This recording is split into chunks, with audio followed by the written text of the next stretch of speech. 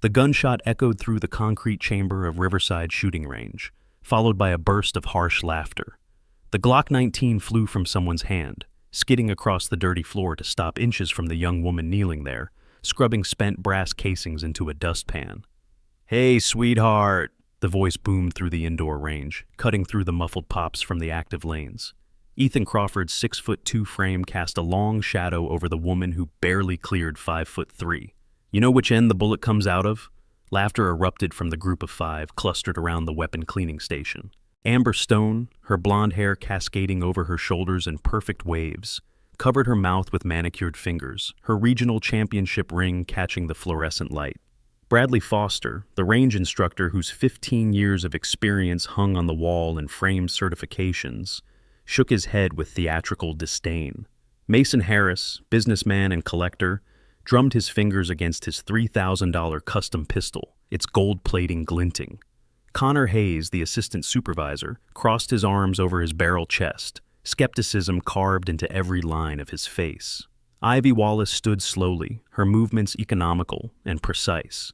Dark brown hair pulled back in a simple ponytail. Faded navy blue t-shirt, worn jeans with bleach stains on the knees. She didn't meet their eyes. The cleaning cloth remained clutched in her right hand, knuckles white around the fabric. Around them, the 20-something customers scattered across the 50-yard facility began turning, curiosity pulling their attention from paper targets. "I'm just working, sir," Ivy said, her voice barely above a whisper. "Working?" Ethan's laugh was sharp, designed to cut. "You think you can work here without knowing anything about firearms? This is a shooting range, not a laundromat." But none of them knew. In the next 20 minutes, everything would change. The man laughing now would find himself on his knees. Ivy remained motionless, her gaze fixed on a point somewhere past Ethan's shoulder. The cleaning cloth in her hand showed corners folded with military precision, edges sharp enough to cut. Not the casual fold of someone wiping down surfaces.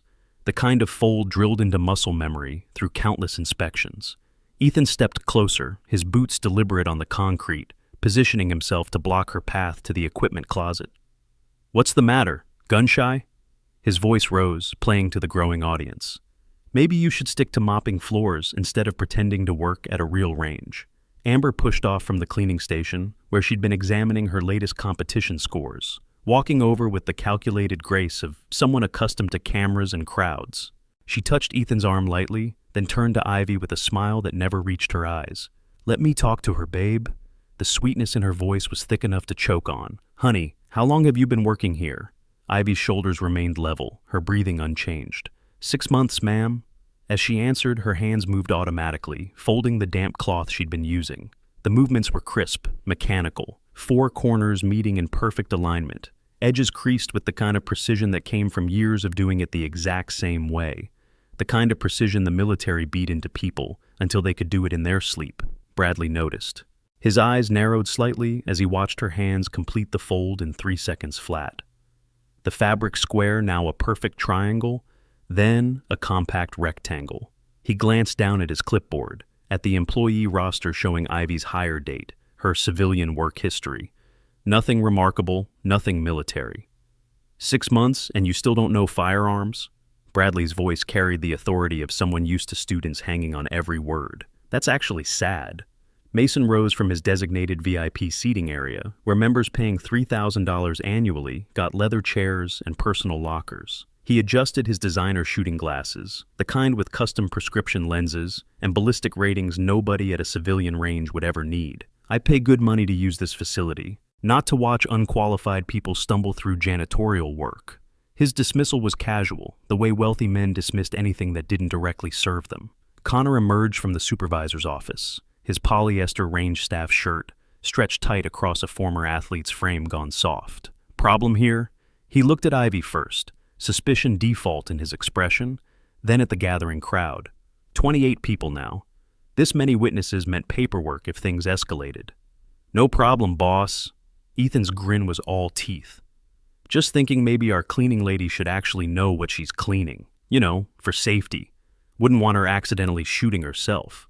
"That's actually a good point," Connor said, nodding slowly. "Employee firearm familiarization. OSHA probably recommends it. OSHA recommended no such thing, but nobody challenged him. I have an idea. Ethan's voice took on a theatrical quality, the kind that signaled he was about to enjoy himself immensely. Let's give her a little test. Make it fun. See if she can even handle a basic weapon. The crowd shifted, phones emerging from pockets. This was content. This was something to post, to share, to make people laugh. A small woman in cleaning clothes being humiliated by guys who clearly knew their way around weapons. Peak entertainment. From lane 15, a voice cut through the growing murmur. Leave her alone. What are you people doing? Arthur Green, 70 years old, with hands that trembled slightly until they gripped a pistol, stepped up to the firing line's edge. He'd been coming to Riverside for 20 years, since before the new owners took over, since before it became the kind of place that hosted corporate events and influencer photo shoots. He wore a faded Vietnam veteran's cap, the embroidered patches showing units and campaigns most people only knew from movies. Amber pivoted smoothly, her competition training evident in the fluid movement. Mr. Green, we're just teasing. She needs to learn to do her job better, right? It's actually helpful. The condescension dripped like honey over broken glass. Arthur's response died in his throat as Ethan raised a hand. We appreciate your input, sir, but this is about facility safety. Logan Pierce, a regular who came every Tuesday and Friday without fail, moved closer to the group. He didn't speak, just positioned himself where he could see everything clearly, one hand resting in his jacket pocket. Watching. Evaluating. Ivy's eyes flicked toward the exit.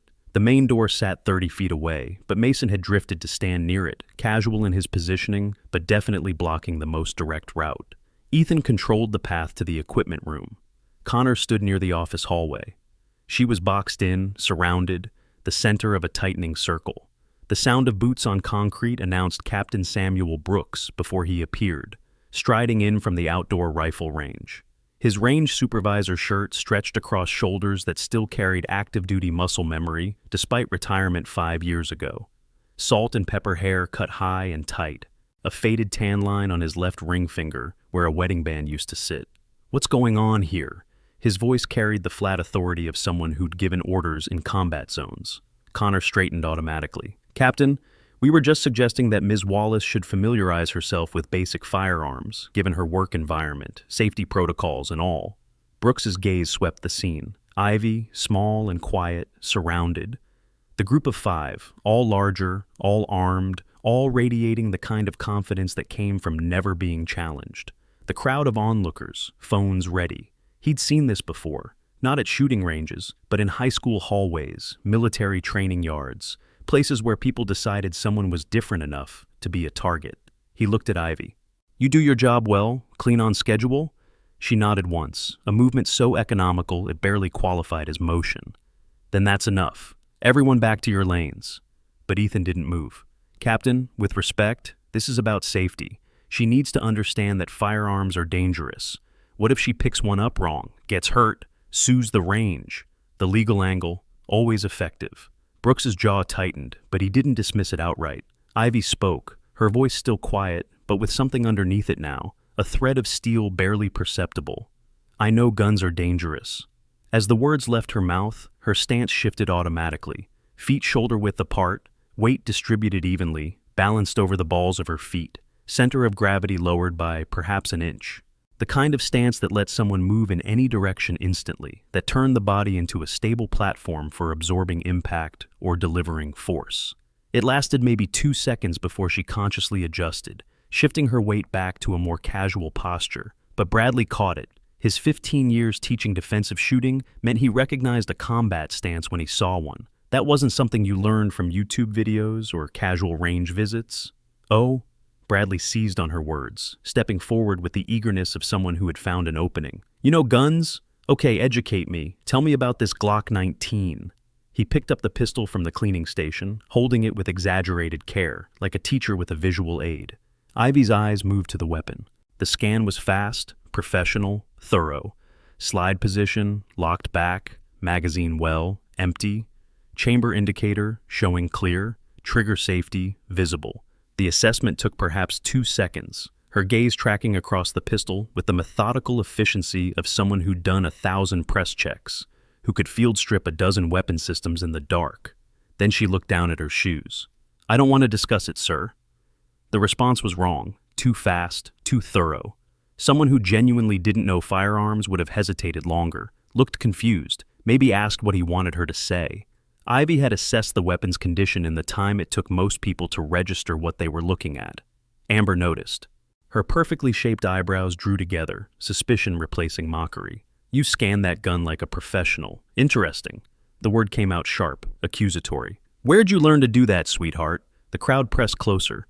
28 people became 30, then 32, as customers from the outdoor range drifted in, drawn by the commotion. Mason saw opportunity. Okay, here's what we do. Simple test. She field strips this Glock. If she can do it, we all apologize and buy her lunch. If she can't, maybe she should find work somewhere that doesn't require firearm knowledge. He paused, letting the implication hang. Somewhere she's actually qualified. Connor nodded, the suggestion aligning perfectly with his preference for avoiding liability. That's reasonable, Ms. Wallace. Would you be willing to try? Ivy shook her head, a tiny movement. I just want to work. See? Ethan's voice carried triumph. She doesn't know anything. Captain, are you sure you want to keep someone this clueless on staff? Brooks found himself caught. 32 witnesses, a legitimate question about employee competency. A woman who clearly wanted no part of this, but whose refusal was being interpreted as inability. He looked at Ivy, really looked, seeing past the humble clothes and quiet demeanor to something in her eyes, something he couldn't quite name but recognized on an instinctive level. Ms. Wallace, his voice softened a fraction. If you can do it, I'll increase your pay by 20%. Deal? The offer hung in the air. Escape or exposure. Keep hiding or prove herself. For 5 long seconds, Ivy stood perfectly still, her breathing steady and controlled. 4 counts in, 4 counts hold, 4 counts out. The tactical breathing pattern Special Operations Forces used to maintain calm under stress, to keep heart rate down when adrenaline spiked, to think clearly when the world went loud and violent. Another tell, another clue. But nobody except Brooks and Arthur recognized the pattern. Okay, sir. Ivy's voice remained soft, but there was an edge now, subtle as a blade's whisper against leather. I'll do it. Before we continue with what happens next, if you're enjoying this story of hidden strength and unexpected reversals, please hit that subscribe button and turn on notifications. This channel brings you real stories of underdogs who silence their critics not with words, but with undeniable truth. Ring that bell so you never miss a moment of justice being served. Bradley placed the Glock on the cleaning station with deliberate care, positioning it precisely in the center of the rubberized mat. You've got 60 seconds, starting now. Connor pulled out his phone, thumb hovering over the stopwatch function, face set in professional skepticism. Ivy stepped forward, her hand extended, fingers wrapping around the grip with unconscious perfection. High thumb position, support hand indexed, trigger finger straight along the frame. The grip wasn't something she thought about. It was something her hands knew, the way a pianist's fingers found chords without conscious thought. The movements flowed like water. Magazine release pressed. Magazine dropped into her left palm. Slide locked back with a smooth rack. Takedown lever rotated with practiced precision. The entire sequence took 8 seconds. Complete silence. Ethan's jaw went slack. Amber blinked 3 times, rapidly, like her brain was trying to reboot. Bradley stared at the stopwatch on Connor's phone, then at the disassembled weapon, then back at the phone. 8 seconds. Bradley's voice came out strangled. That's instructor-level speed. The parts lay on the mat in perfect order. Slide, barrel, recoil, spring, frame. Arranged as methodically as surgical instruments. Mason recovered first, his business instincts kicking in, the ones that told him to never admit being wrong, to always double down. Okay, lucky, reassemble it. Taking it apart is easy, putting it back together is the real test. Ivy's hands moved again, barrel into slide, spring compressed and seated, slide onto frame, forward motion, smooth and sure. The Glock was whole again in 12 seconds. No fumbling, no hesitation, no wasted motion. The efficiency was almost hypnotic. From Lane 8, Willow Bennett, 19 years old and working through her 2nd year of marksmanship training for a potential service academy application, whispered to the person next to her, "Holy cow." Brooks stepped closer. Instructor, arms crossed, eyes narrowed. He was watching Ivy differently now, not as an employee, as a puzzle, as something that didn't fit the picture everyone else saw. Amber tried a different approach, her competition experience telling her to probe for weakness from another angle. Fine, you're fast, but speed doesn't mean knowledge. Give me something technical. What's the standard grain count for 9mm defensive rounds? A test designed to trip up casual shooters. Grain count wasn't something most people knew or cared about unless they hand-loaded ammunition or took shooting seriously enough to understand terminal ballistics. Ivy paused, just a heartbeat. Then depends on the platform and purpose. 115 grain for practice, 124 or 147 grain for carry. Subsonic applications use different weights depending on requirements. The answer was textbook perfect, more than perfect. It went beyond basic knowledge into specialized understanding. Bradley's eyes went wide. Subsonic applications? Where did you learn about subsonic loads? Suppressed weapons, covert operations, night raids where sound discipline meant the difference between success and catastrophe. Subsonic ammunition wasn't something janitors learned about from YouTube. Ivy looked at the floor. I read a lot. The deflection was weak, transparent, but it raised more questions than it answered.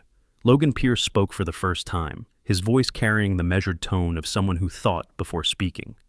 I've been shooting 20 years. Not everyone knows subsonic loads even exist. What did you do before this job? The question everyone wanted to ask, but hadn't quite framed yet. Ivy didn't answer. Instead, she turned back toward her cleaning cart, movements careful, controlled. The conversation was over as far as she was concerned. Ethan moved to block her path, his size advantage obvious, intimidation casual. We're not done here. You strip that gun fast. Now, show me proper sight picture and trigger press technique. Connor added fuel. Actually, that's not a bad idea. Safety demonstrations are part of our training protocol. Ms. Wallace, could you show us? The walls were closing in. The crowd had swelled to 35 people now, a semicircle of witnesses all watching, waiting, phones raised like a forest of glowing eyes. Ivy took the unloaded Glock again. Her grip formed automatically, muscle memory taking over before conscious thought could interfere. High thumbs forward, support hand wrapped around the grip, wrists locked, elbows bent at optimal angles for recoil management, trigger finger indexed alongside the frame until ready to fire. The grip was flawless, professional, the kind developed through thousands of repetitions, through training that started at dawn and ended after dark, through courses where failure meant starting over from day one. Arthur spoke from his lane, voice carrying the weight of experience. That's a combat grip, not sport shooting, not target practice. Where'd you learn that, young lady? The distinction was important. Sport shooters held weapons differently, optimized for precision under controlled conditions. Combat grips prioritize speed, reliability, the ability to engage multiple targets under stress while moving, while bleeding, while the world came apart in fire and chaos. Amber jumped on the observation. Combat grip? Arthur, she's not military. Look at her. The dismissal was automatic, size-based. She's tiny. What branch takes someone that small? Women in combat roles had been officially sanctioned for years now, but prejudice died hard, especially prejudice dressed up as concern. Ivy lowered the weapon, placing it carefully on the mat. May I return to work? Brooks studied her harder. Something about the way she moved, the way she held herself. 20 years in the Navy, 5 in special operations, he had worked with enough warriors to recognize the signs. What's your call sign? The question came out sharp, unexpected, a verbal jab designed to provoke reaction. Ivy froze, just half a second, but her shoulders tensed, her breathing hitched almost imperceptibly, before she forced relaxation back into her posture. I don't understand, sir. Call signs. What pilots called each other, what special operations personnel earned through actions or mishaps or moments that defined them. Not something civilians used, not something janitors needed. Mason laughed, breaking the tension. Call sign. Captain, she's a janitor, not a fighter pilot. But Brooks ignored him, stepping closer to Ivy, studying her face. I've worked with a lot of veterans. You move like one of them. When we hired you, background checks showed civilian work history. But there were gaps. 2012 to 2020, 8 years. What did you do? The timeline was specific, targeted. 8 years was 2 4-year enlistments. or one extended contract in a specialized field. Silence. Every eye on Ivy. The air in the range felt heavy, compressed, like atmosphere before a storm. Her breathing changed, slowed, deepened. 4 counts in, 4 counts hold, 4 counts out. The pattern visible in the rise and fall of her shoulders, in the slight flare of her nostrils. Combat breathing, right there in front of everyone. The technique drilled into special operations candidates until it became as automatic as a heartbeat. Brooks saw it. Arthur saw it. A few of the more experienced veterans in the crowd noticed the pattern, recognized what it meant. The range's surveillance system had been upgraded 3 months ago with military-grade cameras, the kind that captured every detail in 4K resolution, even in low-light conditions. 16 cameras positioned throughout the facility, recording everything from multiple angles, the same technology used by special operations teams for post-mission analysis. Connor had installed them himself, proud of the crystal-clear footage that could zoom in on a shell casing from 30 feet away. He had no idea those cameras would soon document his biggest mistake. Bradley pulled out his tablet, fingers moving across the screen. "Captain, permission to run a database check?" Brooks nodded slowly, never taking his eyes off Ivy. "Military personnel records. Let me try. Wallace, Ivy." Bradley's fingers danced across the screen, accessing systems the range's insurance required them to maintain for veteran verification and discounts. Ethan grabbed Ivy's wrist suddenly, his grip tight enough to leave marks. "What are you running from? Bad discharge? Dishonorable? What?" The physical contact was a mistake, a critical, revealing mistake. Ivy's free hand moved on instinct. Wrist control, her fingers wrapping around Ethan's thumb in a joint lock setup that would have taken him to his knees in extreme pain if she'd completed the movement. But she stopped herself, forced her hand to still, to release, to return to her side. The technique had been there for just a moment, visible to anyone who knew what to look for. "Hey!" Sheriff Ryan Carter's voice cut through the tension like a blade. He stood from his seat at the small cafe area, off-duty, wearing civilian clothes, but carrying authority in every line of his body. "Hands off her, now!" Ethan released Ivy's wrist, stepping back. "Who are you? Her boyfriend?" Carter didn't answer. He just stared, his hand resting casually near his concealed carry, posture relaxed but ready. The kind of ready that came from years of traffic stops and domestic disturbances and moments that could turn lethal in a heartbeat. Bradley stared at his tablet, typing, waiting. "Database is searching. This might take a minute. Military records system is slow." Dr. Grace Morgan emerged from the medical office, first aid kit in hand. She'd been the range's on-site medic for 6 months, hired the same week as Ivy, a coincidence nobody had thought about until now. "Are you okay?" She addressed Ivy directly, eyes meeting hers, and something passed between them. Recognition, acknowledgement. A shared history neither was ready to speak aloud. Ivy nodded, pulling her sleeve down over her wrist where Ethan's grip had left red marks. The movement revealed the edge of something on her shoulder, black ink just barely visible under the collar of her shirt. Not enough to identify what the tattoo depicted, but enough to confirm its existence. Amber saw it. "You have a tattoo? Let me see it." She reached for Ivy's collar. Ivy stepped back fast, automatic, her heel catching on the edge of the cleaning cart. She bumped into the station, Glock and tools clattering against metal. Wrong-footed, off-balance, she dropped into a defensive crouch, hands up, weight on the balls of her feet. The position was textbook, close-quarters battle defensive posture, the kind taught in hand-to-hand combat courses, the kind that lets someone defend against multiple attackers in confined spaces. Brooks's eyes widened. He knew that crouch. He had used that crouch in Fallujah when insurgents got too close, when the fighting went room to room, and bullets gave way to fists and knives and desperate struggles in the dark. "Freeze!" His voice carried a command authority now, the tone that made junior personnel snap to attention. "Everyone freeze!" The entire range went still. Bradley's tablet beeped. "Captain, database is showing results, but there are classified flags. I don't have clearance to view the full file." Classified, not private, not restricted, classified. The kind of designation that meant national security implications, operations that couldn't be discussed in public, actions taken in places the government officially denied being. Mason stepped forward, confusion replacing mockery. "Classified? What does that mean?" If you're on the edge of your seat wondering what Ivy will do next, smash that like button to show your support. Stories like this remind us that the quietest people often carry the heaviest histories. Drop a comment below about a time someone underestimated you. We read every single one. Brooks approached Ivy slowly, hands visible, non-threatening. Ms. Wallace, I need your service number to verify with the database. Connor looked genuinely confused now. Captain, she doesn't have a service number. She's a janitor. She has a number.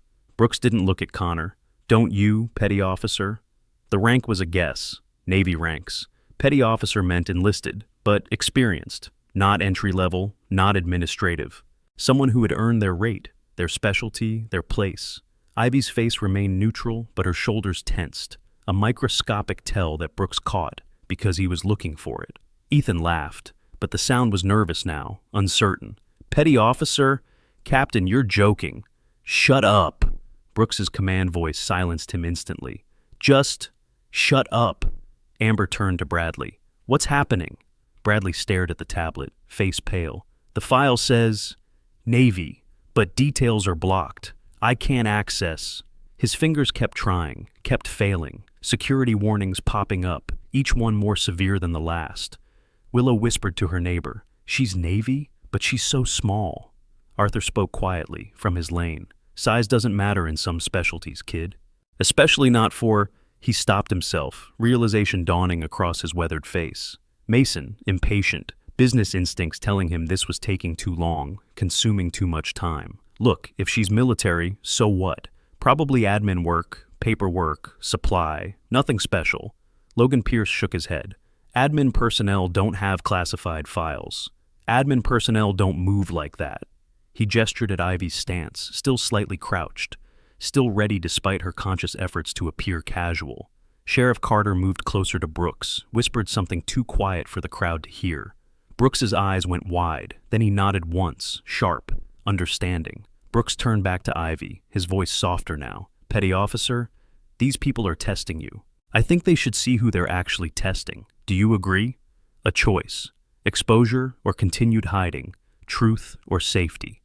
Ivy shook her head, and for the first time her voice cracked slightly, emotion breaking through the careful control. Sir, I just want to work. Please. The vulnerability was real. Whatever she was hiding, she wanted it to stay hidden. Needed it to stay hidden. Ethan, frustrated, his ego wounded by being silenced, by losing control of the situation he had started, stepped forward aggressively. Enough games!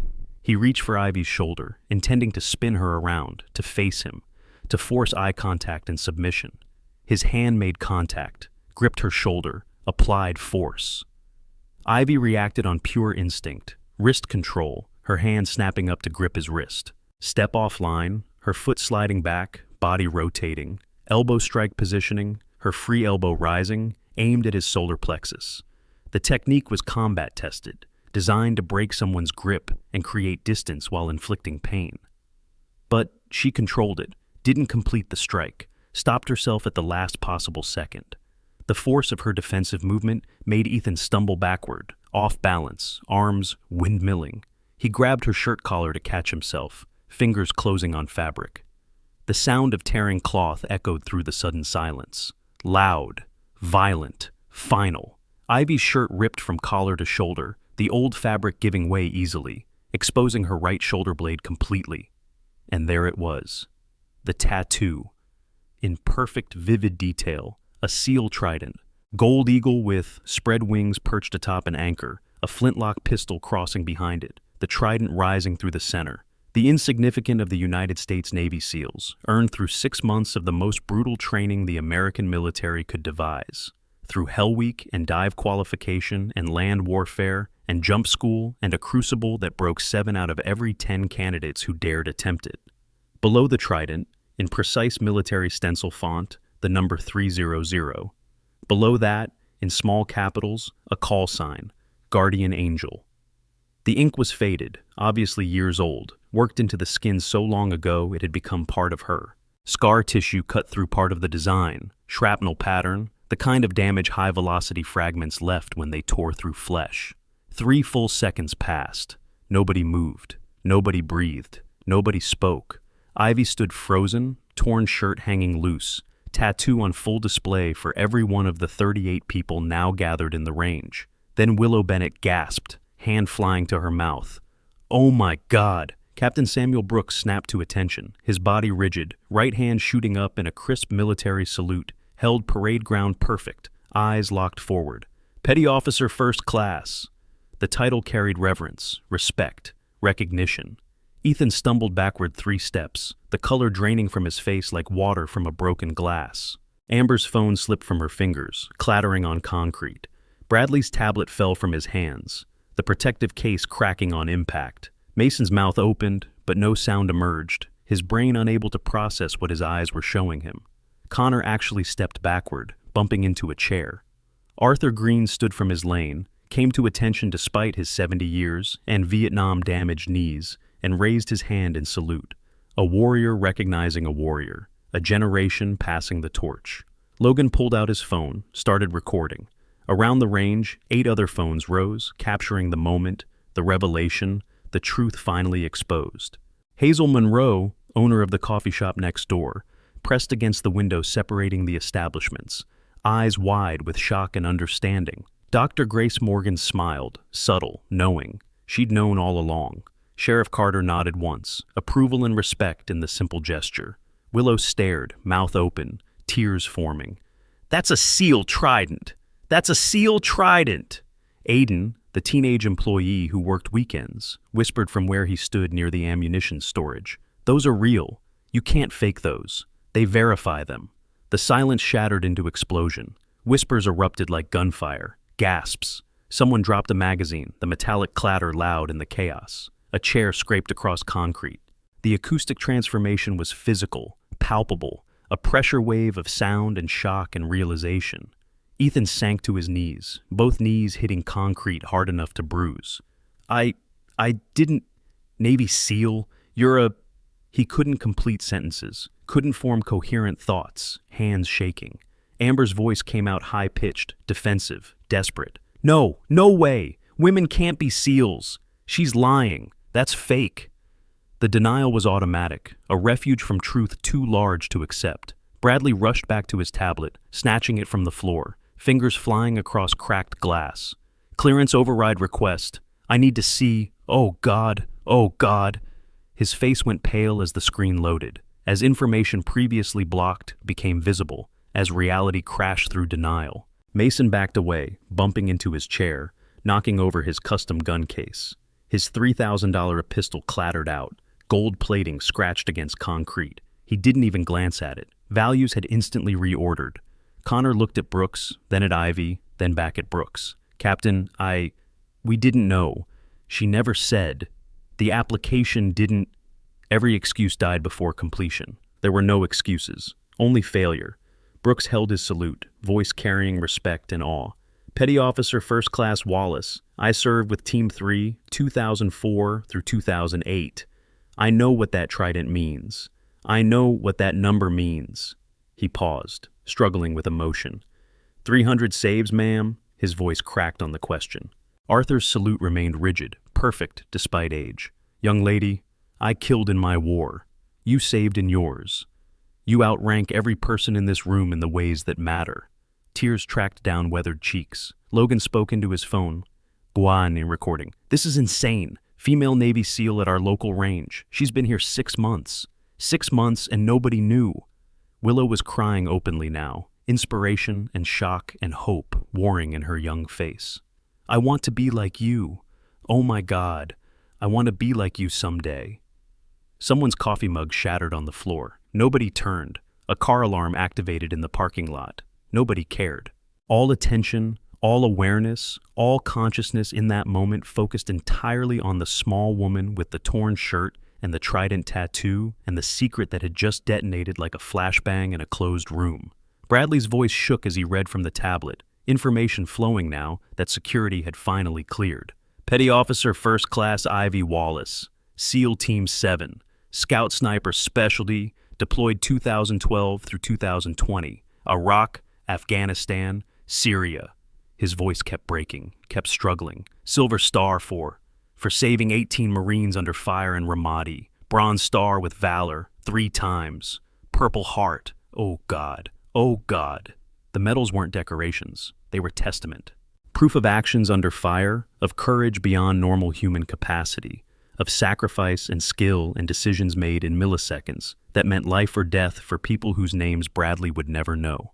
Ivy finally moved, pulling the torn shirt closed with one hand, her voice quiet but clear, carrying despite its softness. It was my job. 4 words, understated, humble, the response of someone who'd done the impossible and considered it merely duty. Dr. Grace stepped forward, breaking the spell of shocked silence. I treated her in Kandahar, 2016, field hospital. She came in carrying 2 wounded, wouldn't let us treat her until they were stabilized. She had shrapnel in her shoulder. Grace pointed at the scar tissue cutting through the tattoo. That's the wound. She wouldn't sit down until her team was safe. Confirmation, validation, truth upon truth.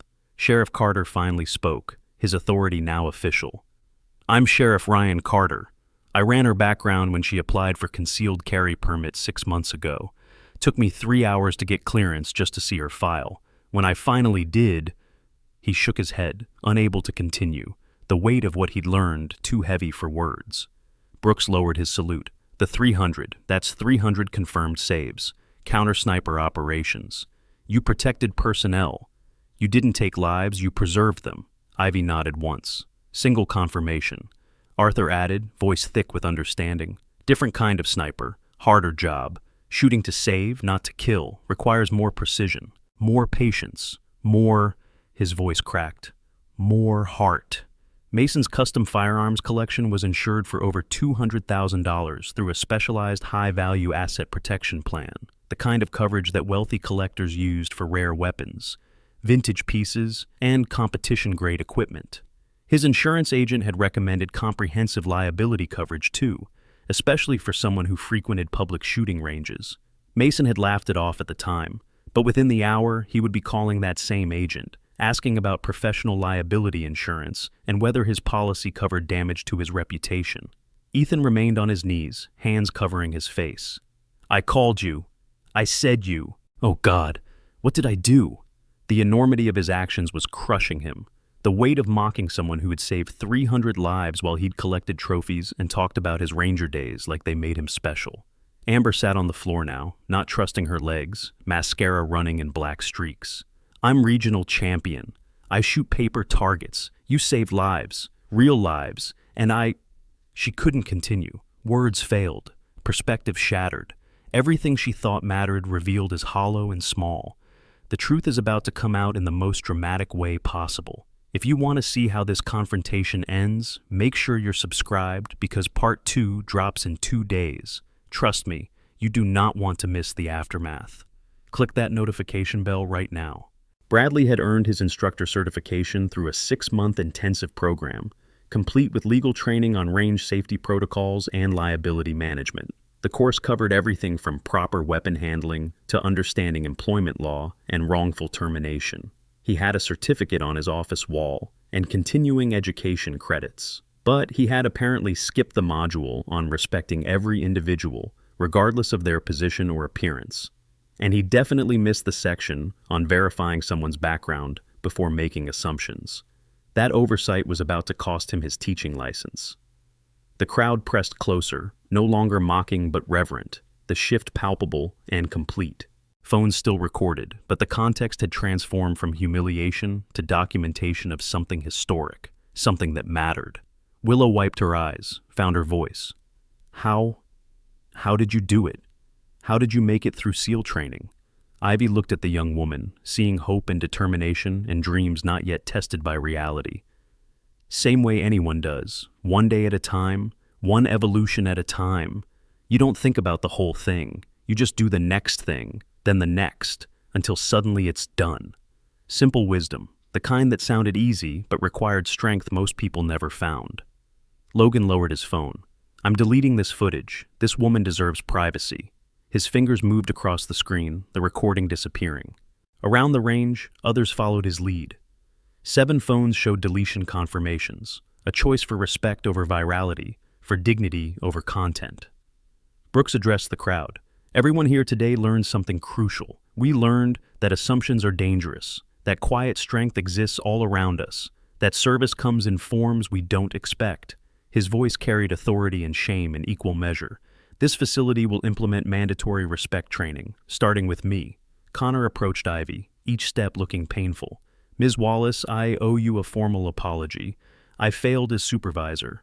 I allowed harassment in my facility. I enabled this. He looked at Brooks. I'm recommending my own suspension pending review. Accountability, rare and valuable. Bradley stood, tablet clutched in white-knuckled hands. I'm submitting my instructor certification for review. What I did was unconscionable. I violated every principle I supposedly taught. Brooks cut him off. You'll complete 20 hours of professional development training. Respect and dignity in the workplace. Then we'll discuss your license. Suspension, not termination. People can learn, people can change. Redemption offered. A harder path than simple punishment. Mason found his voice. I'm canceling my membership. I don't deserve to be here. Ivy spoke, her second full sentence since the revelation. Don't cancel, learn. Teach others what you learned today. Grace in response to mockery, wisdom in response to hate. The mark of someone who understood that punishment meant nothing compared to transformation. Ethan looked up from his position on the concrete. I'm quitting competitive shooting. How can I compete after this, knowing what real skill looks like? Arthur interjected, his veteran's wisdom cutting through. Son, she didn't shoot today. You don't know her skill yet. You only know her character. Learn from that instead. The distinction mattered. Character over capability. Being over doing. Brooks announced to the crowd, effective immediately, this range offers free training to all veterans, regardless of service. We'll create scholarship for female shooters. And we'll name our veteran program the Guardian Angel Initiative. He looked at Ivy. If Miss Wallace approves. Ivy nodded, eyes glistening with emotion she couldn't quite control. The program would outlive her, would help people she'd never meet. Legacy built from exposure she'd never wanted. Hazel pushed through the crowd from the coffee shop entrance. Ivy, honey, I've been serving you coffee 6 months. Never knew. Your next 1,000 coffees are free. It's the least I can pay, Hazel. Ivy's voice was gentle. But thank you. Dignity maintained even in gratitude. Regular customers approached one by one. Handshakes, salutes, quiet thank yous spoken with the weight of true respect. A line formed. Ivy accepted each gesture with grace, with few words, allowing them their moment of recognition and redemption. Aiden, the teenage employee, approached last. Ms. Wallace, Ivy, you taught me trigger discipline last month. You said safety first, always. I thought you were just being careful. I didn't know you'd saved hundreds of people. That advice means so much more now. Ivy touched his shoulder briefly. It meant the same thing then as it does now. Safety first. Always. That doesn't change based on who says it. Truth delivered simply. A teaching moment wrapped in humility. The crowd began to disperse slowly, people returning to lanes but changed, transformed by what they'd witnessed. The range would never be the same. The people would never be the same. 2 hours passed. Closing time approached. Ivy finished her shift, cleaning lanes, organizing equipment, completing the same tasks she'd done for 6 months. But now, people stopped her every few minutes. Thank you. I'm sorry. Can I shake your hand? Each interruption was accepted with patient grace. Brooks approached as she wiped down the last station. Ivy, I have to ask, why janitor? With your record, you could work anywhere. Security consultation, training programs, private contracts paying 6 figures. The question everyone wanted answered. The mystery beneath the mystery.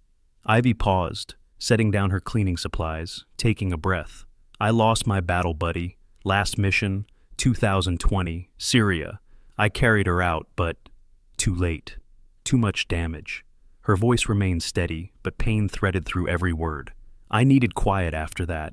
Needed to be around weapons without the pressure. Needed to heal. This job let me do that. Backstory revealed, context provided. The why beneath the what. Brooks understood immediately. Proximity therapy. Stay close to what you know, but remove the combat stress. That's actually brilliant. And it worked. Ivy met his eyes. 6 months here, I've been sleeping better. Nightmares less frequent. Panic attacks reduced. This place, this quiet work, it's been healing. Arthur, who had stayed after closing, spoke from where he sat near lane 15. I did the same after Vietnam. Became janitor at VA hospital. 30 years ago. Worked there 15 years before I could talk about the war. He stood, approached.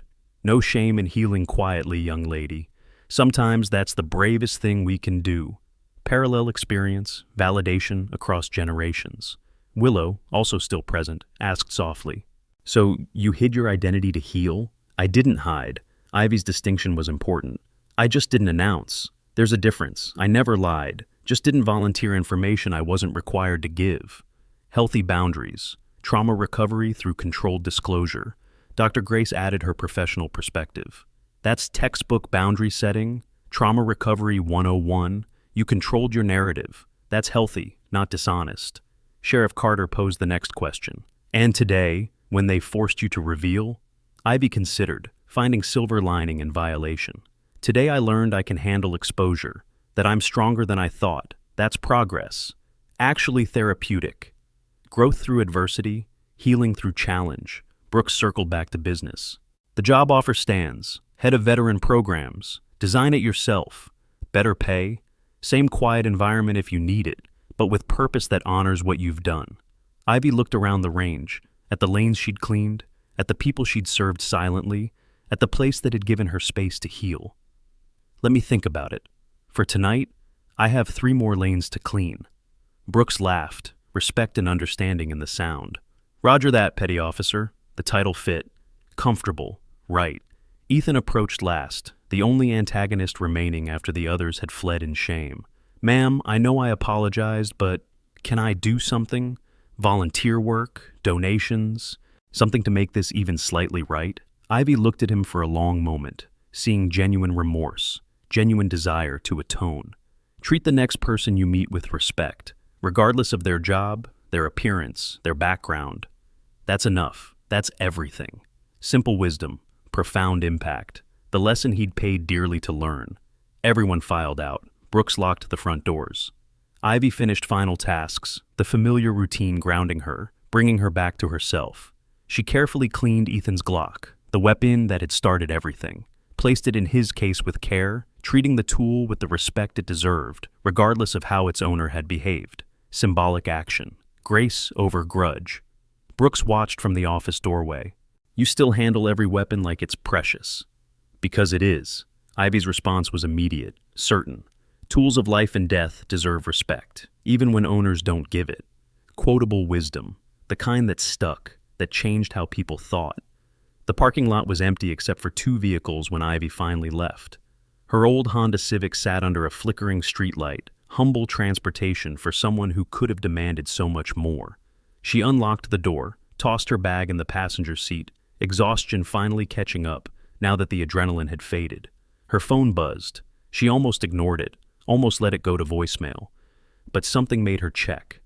Encrypted message. The screen showed restricted sender, no caller ID, no number. Just encryption indicators she recognized from her years in the teams. The message preview made her breath catch. "Guardian Angel, situation developing, civilians at risk, your skill set required. Response?" Ivy stared at the screen for 10 full seconds, the dome light of her car illuminating her face, showing conflict and longing and fear warring for dominance. She opened the trunk. Under the spare tire, hidden in a custom compartment, a locked case waited. The combination was muscle memory. 3 turns, click, open.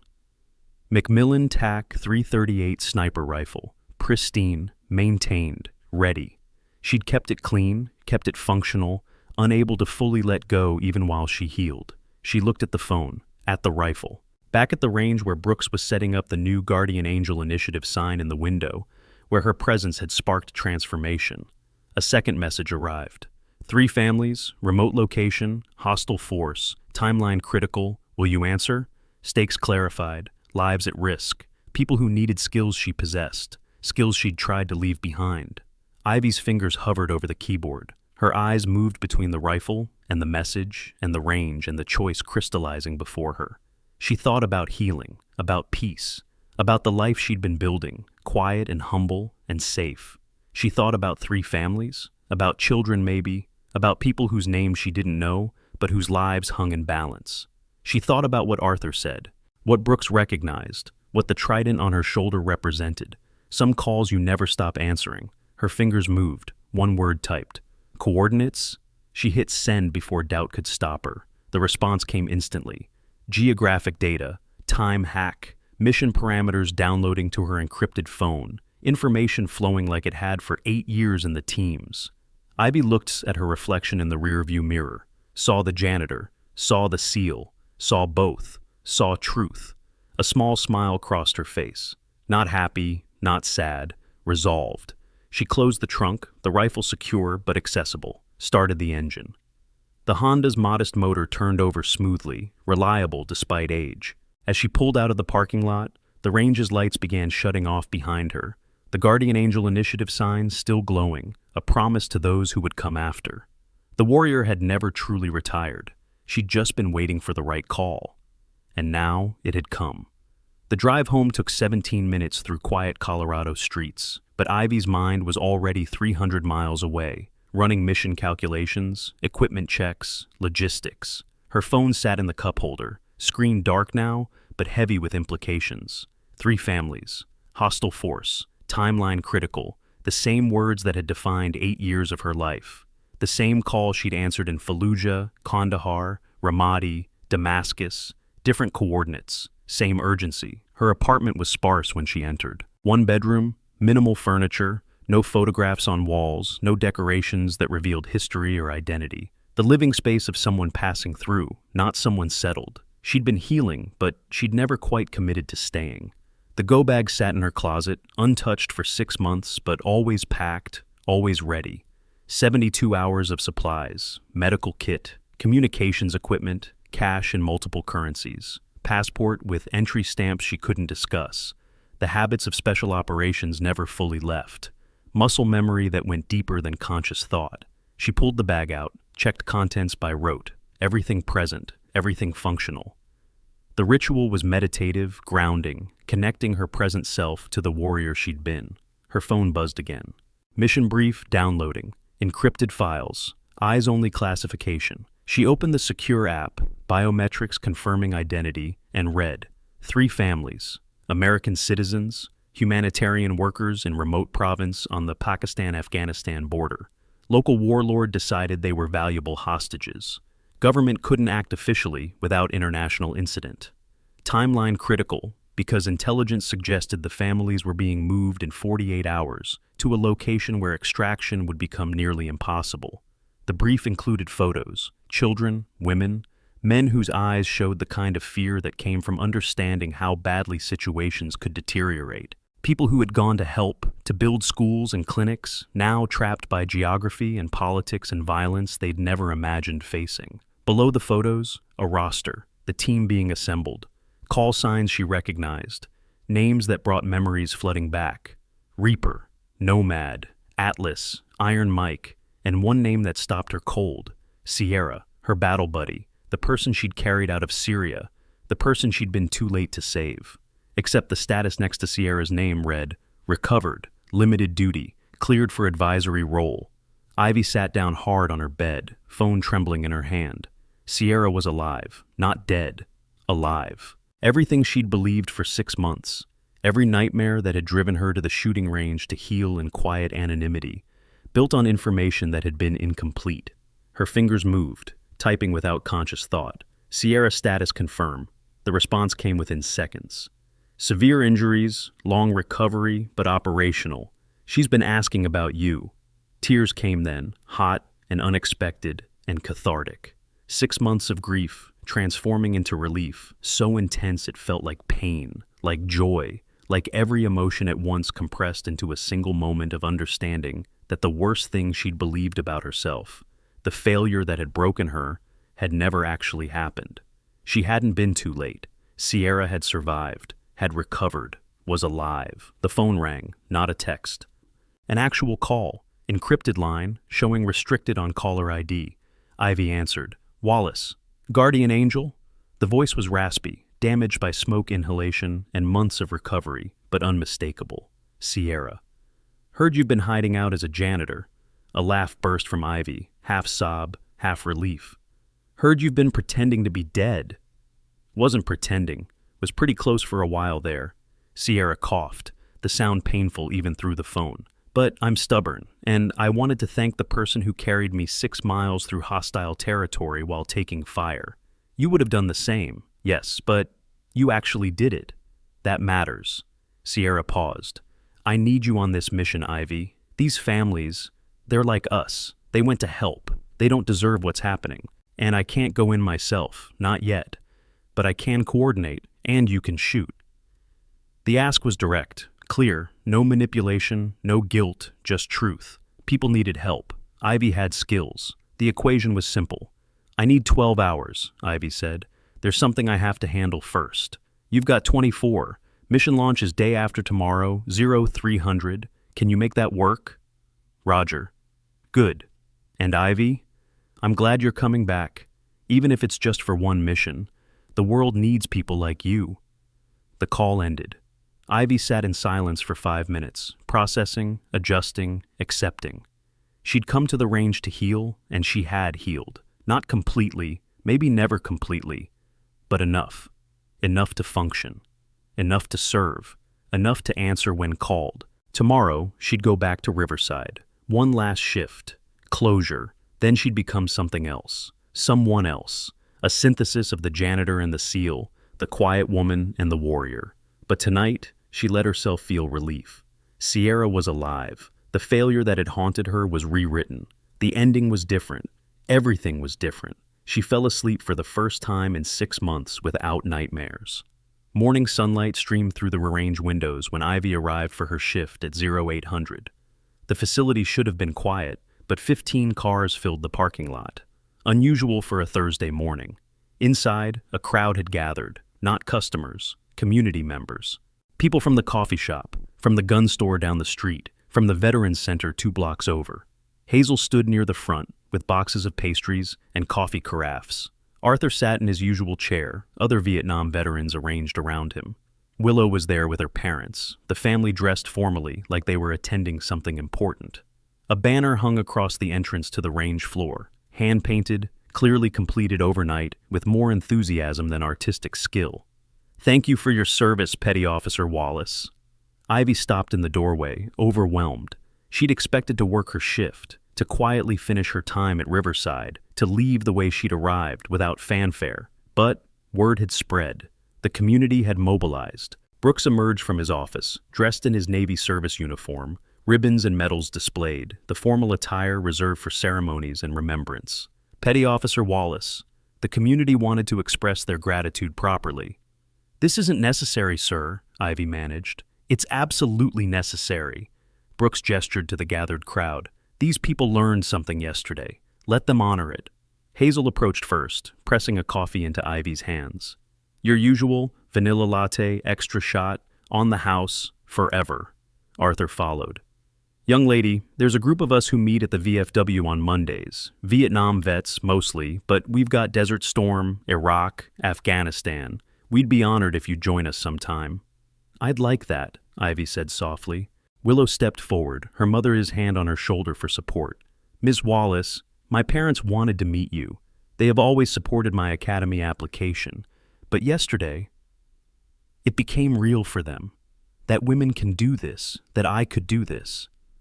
Willow's mother extended her hand, eyes bright with emotion. Thank you for showing her what's possible. Thank you for being proof. The line continued. Person after person, gratitude expressed in handshakes and hugs and words that tried to convey appreciation for something beyond language. Ivy accepted each gesture with grace, with presence, allowing them this moment, even as part of her wanted to retreat, to return to invisibility. Logan approached with a laptop. Ms. Wallace, I run a veteran employment service, non-profit. We help former military find civilian work.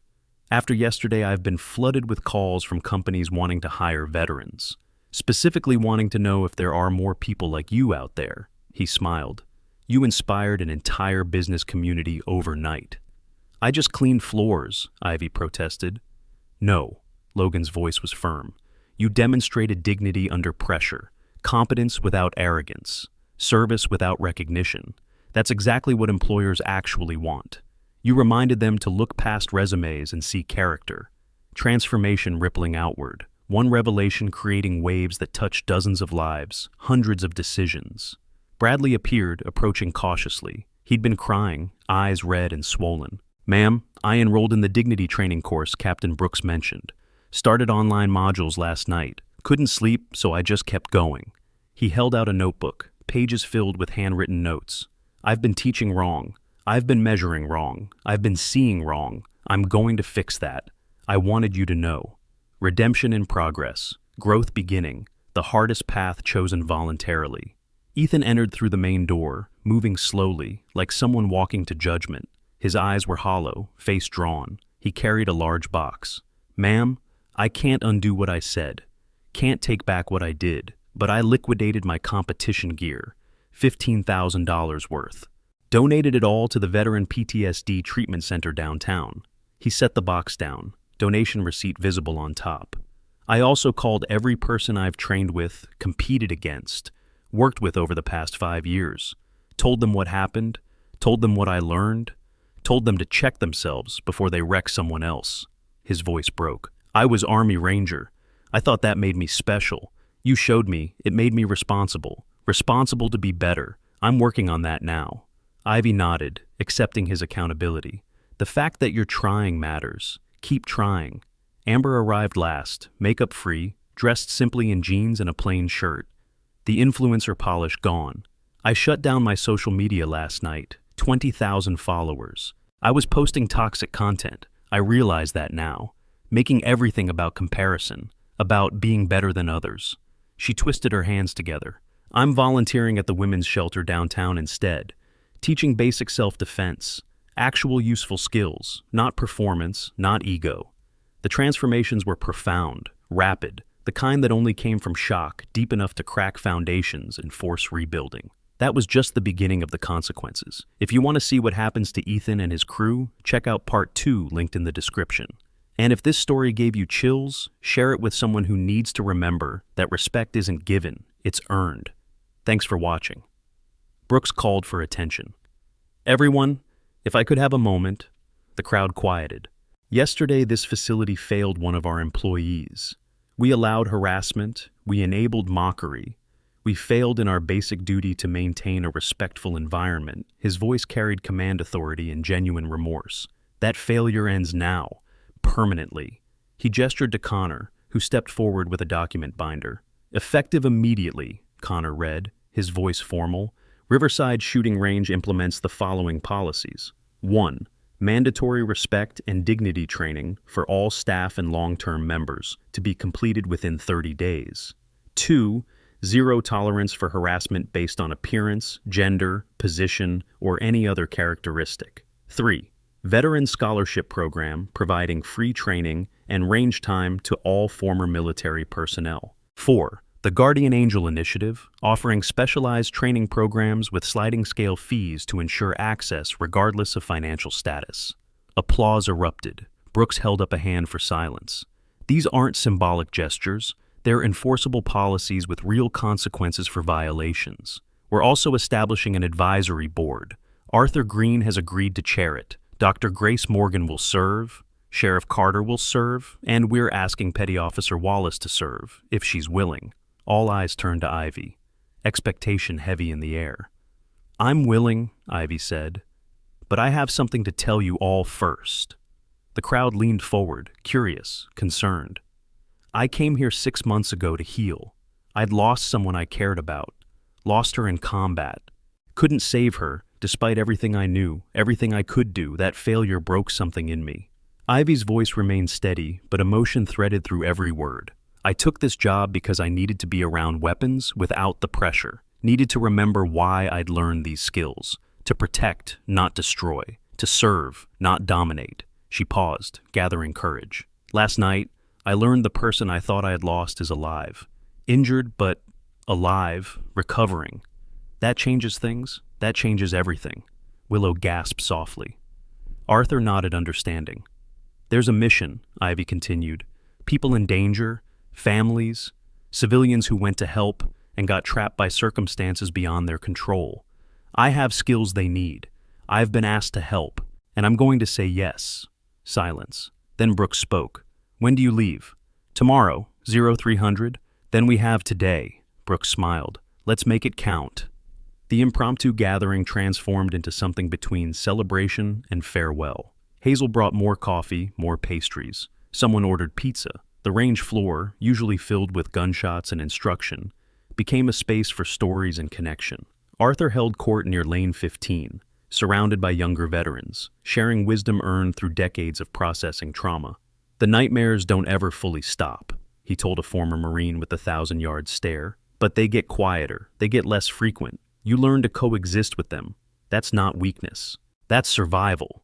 Willow shadowed Ivy, notebook in hand, asking questions about training, about preparation, about the reality of military service. Ivy answered honestly, neither glorifying nor diminishing the experience. It's hard, Ivy said, harder than you can imagine, but if you want it, truly want it, you can do it. Women have proven that. You'll prove it too, if you commit. Were you scared? Willow asked. Every single day. Fear doesn't go away. You just learn to function through it. Fear keeps you alert, keeps you cautious, keeps you alive. It's when you stop being afraid that you get dangerous, reckless. Real wisdom, the kind that only came from experience. Dr. Grace pulled Ivy aside during a quiet moment. I need to tell you something. When you came in 6 months ago, applying for the janitorial position, I recognized you immediately. Kandahar, 2016. You don't remember me, but I remember you. You carried in Corporal Mendez and Private First Class Chen, both critical. You had shrapnel in your shoulder, but refused treatment until they were stable. Ivy's eyes widened. You were the trauma surgeon, the one who kept working even when the mortars were hitting close.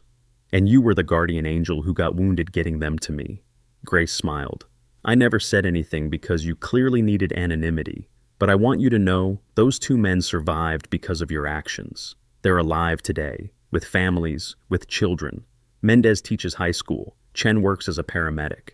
They're out there living because you bled. The information hit hard. Validation she hadn't known she needed. Her work had mattered, had created futures, families, generations. Thank you, Ivy whispered, for telling me, for the work you did. Thank you for bringing them to me. Grace squeezed her hand. Come back safe from this mission. The world needs more people like you. Mason approached with Sheriff Carter, both men looking serious. Ms. Wallace, we've been talking. Mason has connections, resources. I have jurisdiction and contacts. If you need anything for this mission, anything at all, we can probably make it happen. Ivy considered. Clean vehicle registration, civilian plates, something that won't draw attention. I'll be driving through 3 states. Done, Mason said immediately. I'll have something ready by tonight. Fully legal, fully documented. And if you need backup extracted, if things go sideways, Carter added, you call me. I have friends in federal law enforcement. We can move mountains if necessary. Community support, manifesting as practical action. The network building in real time. Bradley found Ivy during lunch, his notebook even fuller now. Ma'am, I've been thinking about my teaching methodology. I focus too much on technique, not enough on mindset. On respect for the weapon, respect for the responsibility. Would you be willing to review my revised curriculum? Give feedback? Send it to my email. I'll review on the road. Send notes. Thank you, ma'am. That means more than you know. Amber pulled Ivy aside near the end of the day. I know I said I shut down my social media, but I want to do something before I completely delete everything. I want to post about yesterday. Not about you specifically, not without permission, but about the lesson, about humility, about looking past appearances. Would that be okay? Ivy thought carefully. No names, no identifying details, no photos of me, but the message, yes, share the message. People need to hear it. Amber nodded, already drafting in her mind. I'll show you before I post, promise. The day moved quickly, hours bleeding together in conversation and connection. The range operated around them, customers coming and going, but the core group remained, unwilling to leave, wanting to extend this moment as long as possible. As closing time approached, Brooks called everyone together one final time. I want to do something. It's traditional. In military circles, when someone is about to deploy, we form up, we send them off properly. He positioned everyone in formation, 2 ranks facing each other, creating a corridor. Petty Officer Wallace, would you walk through? The ceremonial walkthrough, the gauntlet of respect. Ivy felt tears threatening, fought them back, maintained composure. She walked slowly between the ranks. Each person saluted, or placed hand over heart, or simply nodded with profound respect. Arthur, Willow, Dr. Grace, Sheriff Carter. Logan, Mason, Bradley, Ethan, Amber, Connor, Hazel, Aiden, dozens of community members whose names she'd learned over 6 months of quiet service. At the end, Brooks stood at attention, hand raised in crisp salute. Fair winds and following seas, Petty Officer. Bring those families home. I will, sir. The crowd applauded, the sound echoing through the range, a send-off worthy of the mission ahead. That evening, Ivy returned to her apartment to find packages waiting outside her door. Mason's promised vehicle registration. A new tactical vest from Logan with a note. Lighter than military issue, better mobility. A care package from Hazel with snacks, coffee, a handwritten card. A first aid kit from Dr. Grace with specialized supplies, and a note about new trauma protocols. Community support made tangible. She packed methodically, efficiently. Clothing, equipment, weapons broken down for transport. The TAC-338 rifle carefully cased. Sidearms secured. Ammunition loaded according to legal transport regulations until she crossed into the operational zone. Her phone buzzed. Encrypted message from Sierra. Team assembled. Briefing at 0900 tomorrow. Location attached. Good to have you back, Guardian Angel. Another message, this one from an unknown number. This is Corporal Mendez. Dr. Morgan gave me your contact. I don't know if you remember me. Kandahar, 2016. You saved my life. I have 3 kids now. They exist because you exist. Thank you doesn't cover it, but thank you. Come home safe. Ivy sat on her bed, phone in hand, understanding finally clicking into place. The healing she'd sought at Riverside hadn't been about forgetting her past. It had been about integrating it, accepting it, recognizing that the violence and the sacrifice and the impossible choices had created something meaningful. Lives saved, futures enabled, generations that wouldn't exist without her actions. The janitor job had given her space to process that reality without pressure. The community had given her connection without demands. The revelation yesterday had forced her to see herself as others saw her, not as she feared she was. Failure transformed to success, guilt transformed to purpose, hiding transformed to healing. She was ready now, ready to go back. Not as the broken operator who'd left the teams, but as someone who understood why she'd served, why it mattered, why answering the call again wasn't weakness, but strength. 0245, Ivy left her apartment for the last time. She'd given notice to her landlord, donated her minimal furniture, reduced her life to what fit in a go bag and a rifle case. Traveling light, moving forward. The drive to the briefing location took 3 hours, highways empty at this hour, stars sharp in the clear sky. She ran mission calculations, reviewed team rosters, studied maps and intelligence reports. The mental preparation as important as the physical. The safe house sat in rural Wyoming, isolated, defensible, 3 vehicles already present when she arrived, the team assembling. She parked, grabbed her gear, approached the door. It opened before she could knock. Reaper stood there, 6'4" of former Force Recon Marine, scarred and solid. His face split in a rare grin. "Guardian Angel, heard you went civilian." "Temporarily," Ivy said, stepping inside. The interior was military sparse. Map tables, communications equipment, weapons racks, a team of 6 operators in various stages of preparation. And there, seated at the comm station, wearing a headset and monitoring multiple screens, was Sierra. She looked different, thinner, scars visible on her neck and arms, but alive, present, real. Sierra turned, saw Ivy, and smiled. "Told you I'm stubborn." Ivy crossed the room, pulled Sierra into a careful hug, mindful of injuries. "Told you I'd carry you out. And I told everyone for 6 months that if anyone could do the impossible, it was you." Sierra pulled back, eyes bright. "Welcome back to the team. Now let's go save some families." The briefing took 2 hours. Maps, intelligence, entry points, extraction routes, contingencies. The families were being held in a compound in the tribal regions, guarded by approximately 20 hostiles. The terrain was mountainous, difficult, hostile to aerial support. This would be groundwork. Close quarters, precision shooting, exactly Ivy's specialty. The mission parameters were clear: minimize casualties, protect the families at all costs, get in, get them out, disappear before local authorities could respond. Unofficial, deniable. The kind of operation governments needed but couldn't acknowledge. Guardian Angel, Sierra addressed her formally, you're on Overwatch. Ridgeline here, she pointed to the map.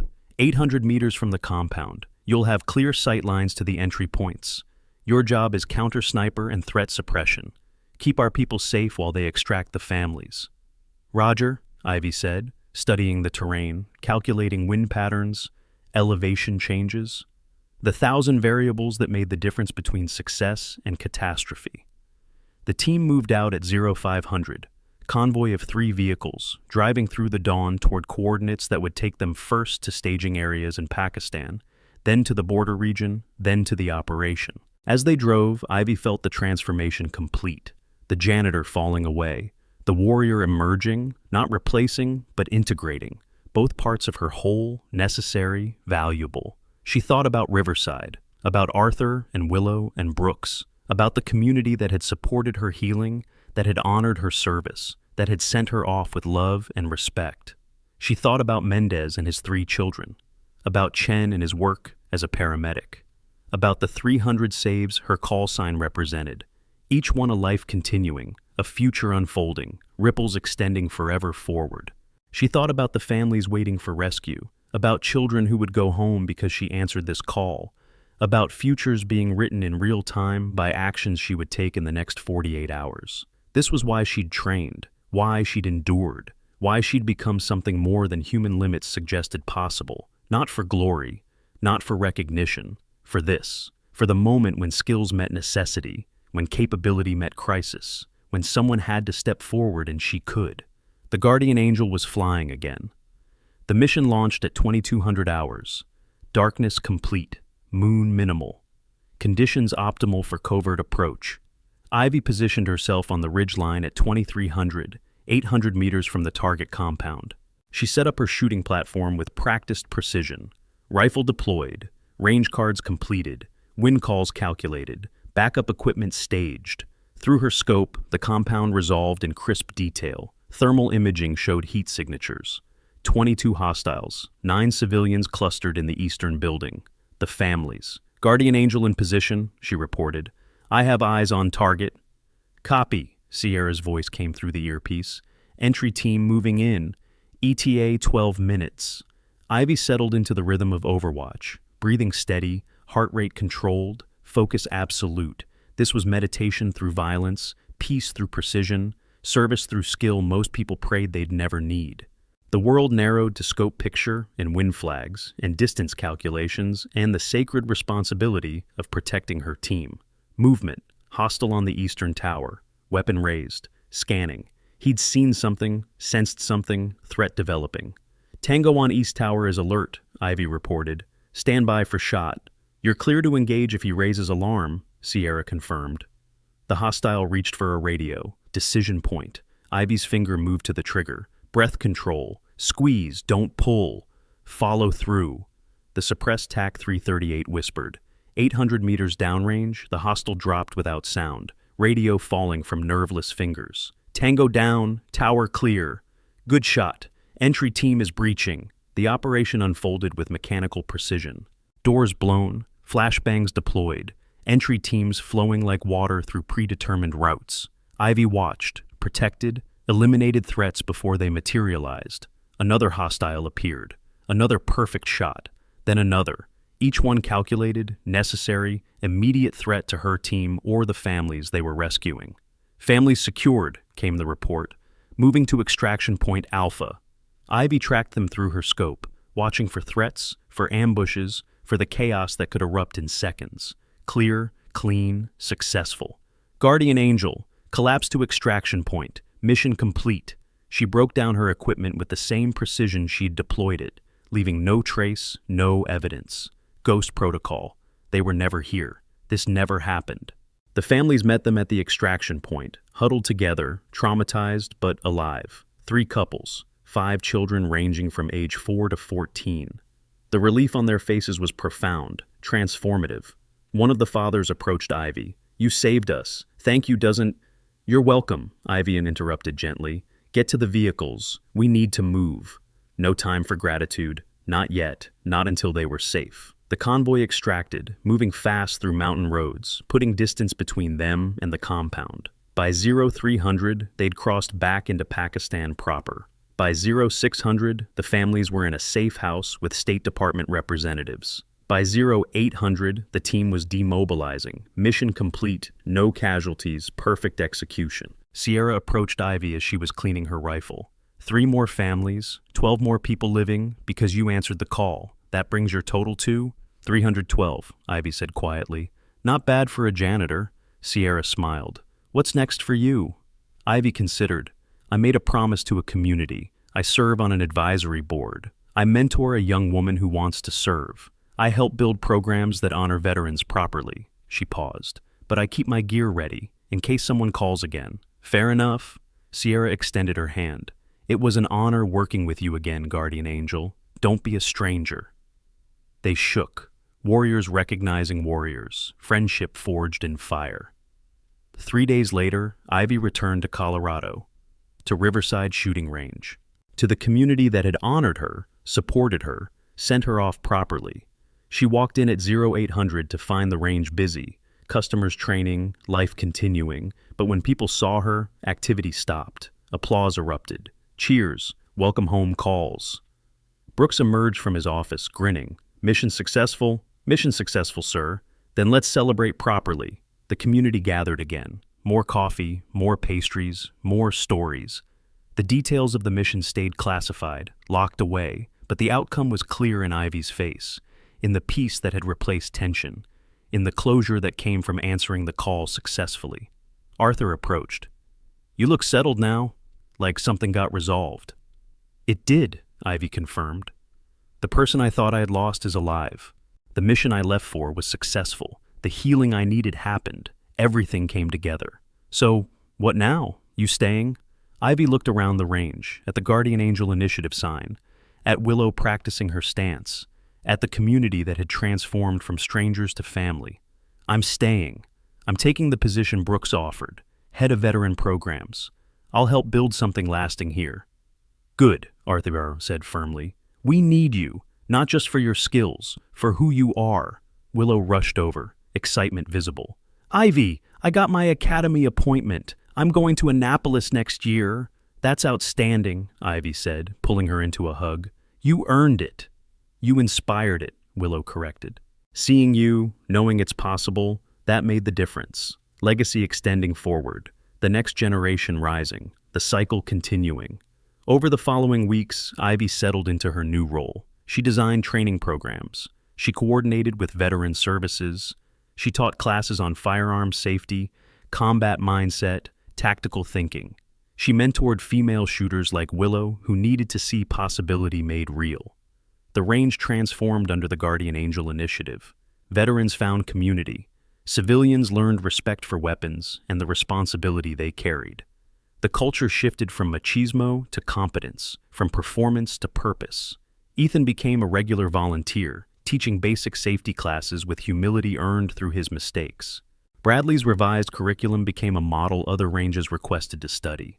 Amber's social media posts about humility and respect reached millions, changing conversations about firearms culture. Mason's donations funded scholarships for dozens of veterans seeking training and certification. The 5 antagonists became the initiative's strongest supporters, their redemption arcs proving that people could change, could grow, could become better versions of themselves when shown a path forward. 3 months after the mission, Ivy's phone buzzed with an encrypted message. Guardian Angel, new situation, Mexican border, cartel activity, your skill set requested. She looked at the message, at the range outside her office window, at the life she was building. She typed back. Timeline? 2 weeks, same team, same objective, save lives. Ivy smiled. She could do both. Could serve here, could answer calls there, could be the janitor and the warrior, the mentor and the operator. Synthesis rather than choice. Send coordinates, she typed. I'll be there. Because some calls you never stop answering. Some skills exist for purposes beyond yourself. Some people are called to serve, and when they answer, lives change, futures unfold, generations continue. The Guardian Angel initiative thrived. The community grew stronger. And Ivy Wallace, former janitor, current program director, eternal warrior, maintained her gear, kept her skills sharp, and stayed ready. Ready for the call that would inevitably come. Ready to save people who needed saving. Ready to prove again and again that quiet strength changes worlds. The rifle stayed clean, the go bag stayed packed, the phone stayed charged. And when civilians needed protection, when families needed rescue, when the impossible needed attempting, she answered. Every single time. Epilogue. 6 months after returning from the Pakistan mission, Ivy received an unexpected visitor at the range. A young woman, mid-20s, carrying herself with military bearing despite civilian clothes. "Petty Officer Wallace," the woman asked. "Just Ivy now. How can I help you?" "I'm Lieutenant Sarah Chen, Navy. My father is Chen, the paramedic you saved in Kandahar. I'm about to start basic underwater demolition, SEAL training. I wanted to meet you first. Wanted to ask..." She hesitated. "Is it possible? Really possible?" Ivy studied her. Saw determination, saw doubt, saw potential. "Yes, it's possible. It's harder than you can imagine. But if you want it, truly want it, you can do it." "Will you tell me how?" "One day at a time," Ivy said, the same words she'd told Willow. "One evolution at a time. Don't think about the whole thing. Just do the next thing, then the next, until suddenly it's done." Chen nodded, absorbing the wisdom. "Dad wanted me to give you this." She pulled out a photo. Chen with his wife and 3 kids, all smiling, alive, present. On the back, a message. "Thank you for our family. Thank you for our future. Thank you."